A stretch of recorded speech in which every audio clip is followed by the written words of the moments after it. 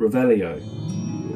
Do you want to win this Harry Potter themed mystery box? Stick around to the end of the video to know how. The MCU is undoubtedly one of the biggest franchises ever. With over 20 films, countless interesting characters, and so much source material to pull from, it's no question as to why. One of the fandom's favourite things to do is come up with fan theories, and when it comes to the MCU, there are a lot. In this case, it's our first Avenger, Captain America. So join me, Kieran here at Raw Review, as we delve deep into these fan theories about Steve Rogers. So starting off this episode, we have Steve Rogers was able to resist Thanos because of his strong will. Thanos moved his gloved hand towards Rogers and Rogers stopped it with both hands.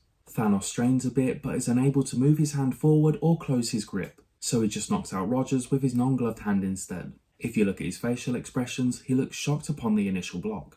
Then onwards he looks really perplexed with his eyes squinting. He's probably thinking, how is this guy doing this and what's making this guy so special to be able to do it? I don't believe it's physicality that's blocking Thanos' hand. Thanos was able to beat up Hulk and Steve Rogers is definitely not stronger than Hulk.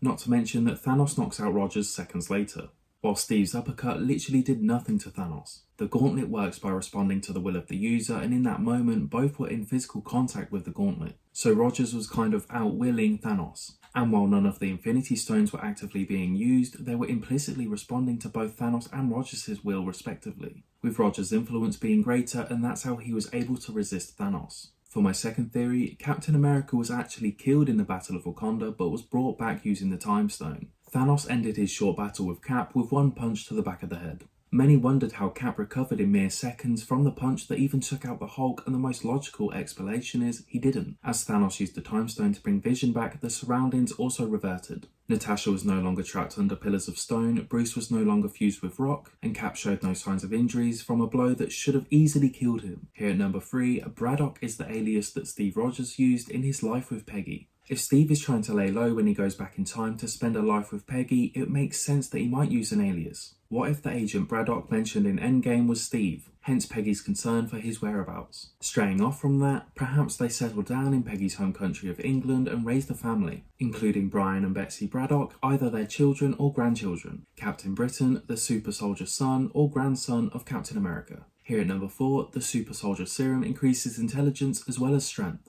Now this is a theory that I've actually been thinking about for a long time, not only in the movies but also in the comics. The super soldier serum enhanced Steve Rogers' body to operate at peak human efficiency. In the movies, he's a little more blatantly superhuman, but it also comes with the warning that it also enhances your personality. I believe that it also drastically increases mental capacity. So if the army taught Steve Rogers advanced science, perhaps he would reach the level of a Stark or even a Richards. It's just that rather studying science, Steve believes that saving the world from evil is by punching it in the face. After a bit of post-army training, Steve immediately went from a combat novice to one of the greatest hand-to-hand combat fighters in the world. He figured out the aerodynamics and the impossible physics of throwing his shield just by holding it and throwing it a few times. Since being defrosted, he was immediately able to use the sci-fi level electronics like the computers in Avengers HQ. In the comics, it's been remarked many times by various characters from Nick Fury to Kang that within moments he immediately masters any vehicle or weapon he touches. Not to mention being the foremost meta-human combat technician in all of Marvel Universe. I believe if Steve wasn't so focused on saving the world through strength of arm, he could actually be saving the world with his mind through discovery and invention. It's just he's so focused on how to better the world with his fists than his mind. And the final theory for this episode is that Captain America always knew who Spider-Man was. In the segment of the airport scene where Peter and Steve have their one-on-one fight, Steve drops a sky bridge on Peter who was able to catch it. We've all wondered, how was Cap confident this wasn't going to kill Spidey? Surely their fight didn't reveal how strong Spidey was since they were all pulling their punches. A better explanation is that Cap already knew who Spider-Man was. After all, it's clear that Tony had been watching him for an unknown amount of time and even had a suit to give him, and this was while Tony and Steve were still allies. Tony and Steve were both evaluating Spidey for recruitment and took catalogue of his powers as he stopped crime in New York.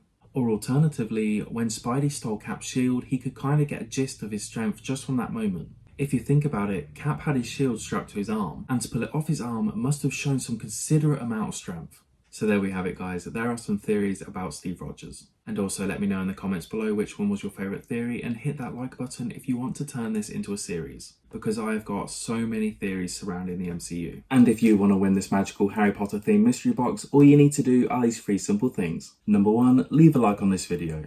Number 2, leave a comment on any of my videos. It could be just as simple as a heart emoji. And number 3 is the most important, make sure you are subscribed. And one lucky random subscriber will be announced on the 30th of September. You can even hit that bell icon to keep up to date with my latest uploads and giveaways, such as my comic book giveaways every fortnight. And as always guys, a massive thank you for watching, and make sure you smash that like and subscribe button. So with all of that being said, I will see you in the next one, but until then, take care.